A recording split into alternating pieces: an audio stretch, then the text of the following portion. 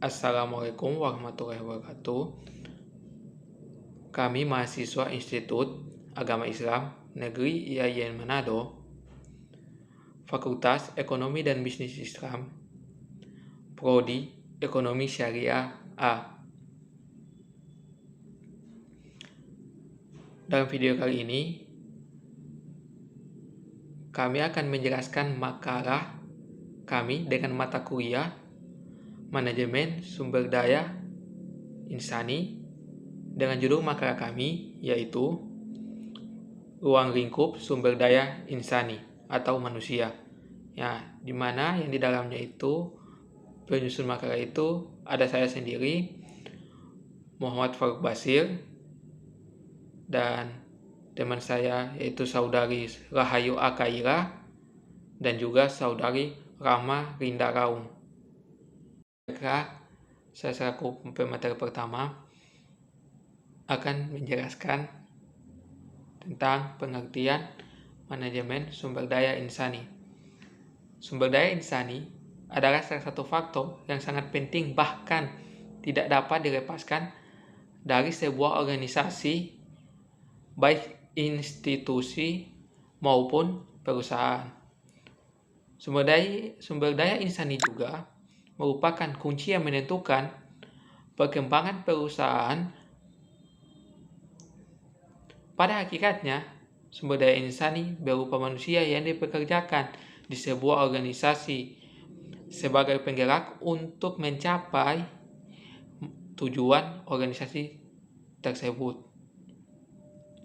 Pengertian sumber daya insani dibagi menjadi dua, yaitu pengertian mikro dan pengertian makro, yang dimana pengertian sumber daya insani secara mikro adalah suatu perusahaan atau institusi dan biasa disebut sebagai pegawai, buruh, karyawan, pekerja, tenaga kerja, dan sebagainya.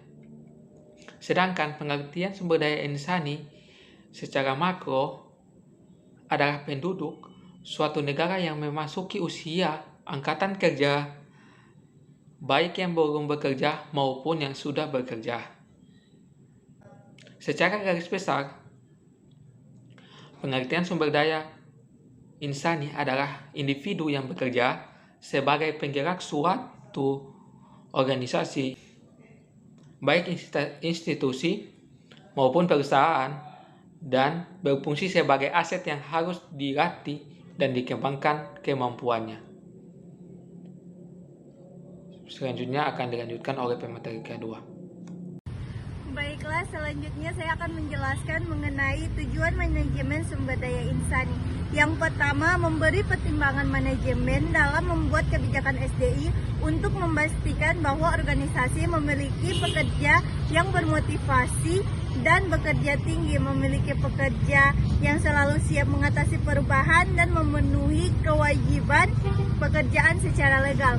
Yang kedua, mengimplementasikan dan menjaga semua kebijakan dan prosedur SDI yang memungkinkan organisasi mampu mencapai tujuannya.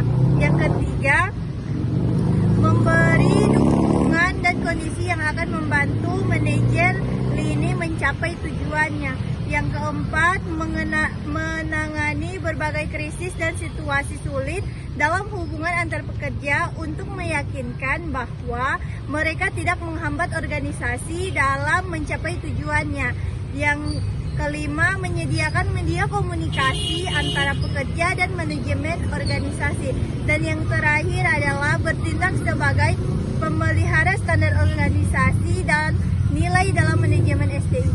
Sekian dari saya. Baik, selanjutnya saya akan menjelaskan tentang ruang lingkup manajemen sumber daya insani. Nah, ruang lingkup manajemen sumber daya insani merupakan suatu proses sistematika guna mencapai perubahan yang diinginkan dalam perilaku karyawan dengan melibatkan hal-hal berikut. Yang pertama yaitu planning, yakni merencanakan sumber daya insani yang dibutuhkan organisasi atau perusahaan. Yang kedua, analisis, yakni menganalisis dan menjelaskan secara rinci mengenai masing-masing pekerjaan atau jabatan dalam perusahaan atau organisasi.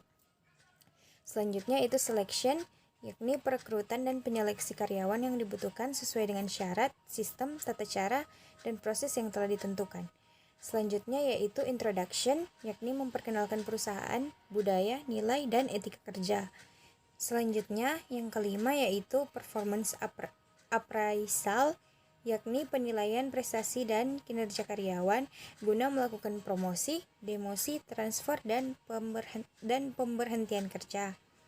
Selanjutnya yaitu compensation, yakni perencanaan dan pemberian kompensasi pada karyawan. Selanjutnya yaitu motivation, yakni memotivasi, memperhatikan kesejahteraan, kesehatan, dan juga keselamatan karyawan. Nah, selanjutnya yang terakhir adalah introduction relation, yakni menjaga hubungan dan komunikasi dengan serikat kerja.